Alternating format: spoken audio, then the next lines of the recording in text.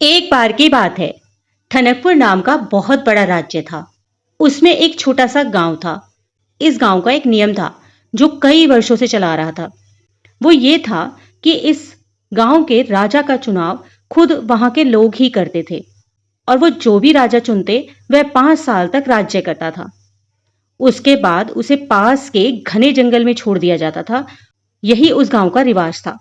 परंतु आज तक उस जंगल से कोई राजा वापस नहीं आया था, और न ही किसी ने यह जानने की कोशिश की थी कि वो सब राजा कहाँ चले गए। अब पुराने राजा के 5 साल पूरे हो चुके थे। लोगों को नए राजा की तलाश थी। उन्होंने पुराने राजा को जंगल में छोड़ दिया और नए राजा की तलाश में निकल पड़े। अब उन्हें समझदार और एक चतुर राजा की आवश्यकता थी। नए राजा के चुनाव का काम राज्य के मंत्री को सौंपा गया। राज्य के मंत्री ने किशोर नाम के एक व्यक्ति के बारे में बहुत सुना था। किशोर एक बहुत गरीब व्यक्ति था, और वह पास के गांव में ही अपने परिवार के साथ रहता था। एक दिन मंत्री किशोर के पास गए और उसे सारी बात बताई। मंत्री ने कहा, क्या तुम इस राज्य के राजा बनना पसंद करोगे? क्या तुम्हें ये प्रस्ताव मंजूर है? किशोर थोड़ी देर के लिए चुप हो गया और कुछ सोचने के बाद बोला, मुझे एक दिन का समय दीजिए आप, मैं फिर आपको बताता हूं। इस पर मंत्री बोला, ठीक है, मैं कल फिर आऊंगा, आप मुझे अपना उत्तर बता दीजिएगा। मंत्री के जाने के बाद किशोर ने सारी बात अपनी पत्नी को बताई। तो पत्नी खुश होते हुए बोली कि एक तरफ तो वो तुम्हें राजा बनने का अवसर दे रहे हैं, फिर भी आपने एक दिन का समय मांगा। इसमें इतना क्या सोचना है? हमारी सारी गरीबी दूर हो जाएगी। आप तुरंत हाँ बोल दीजिए।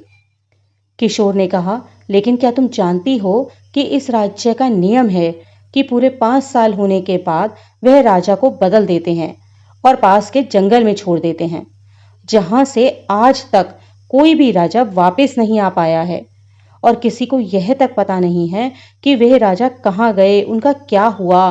किसी जंगली जानवर ने उन्हें मार दिया या कोई भूत बला उन्हें उठा कर ले गई। तो उसकी पत्नी बोली, हम इस समस्या का कोई ना कोई समाधान ढूंढ लेंगे, आप बस मंत्री जी को हाँ कर दीजिए।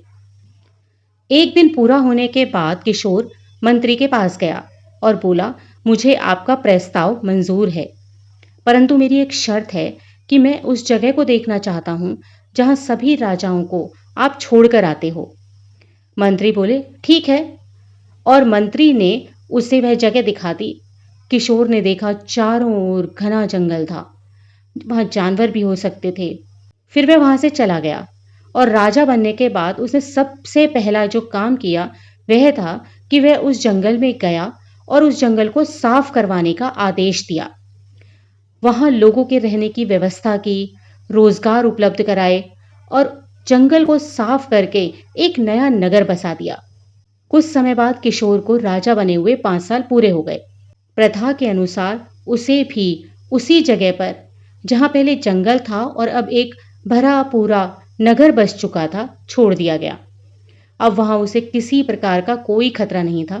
वहां किशोर आराम से अपने परिवार के साथ रहने लगा।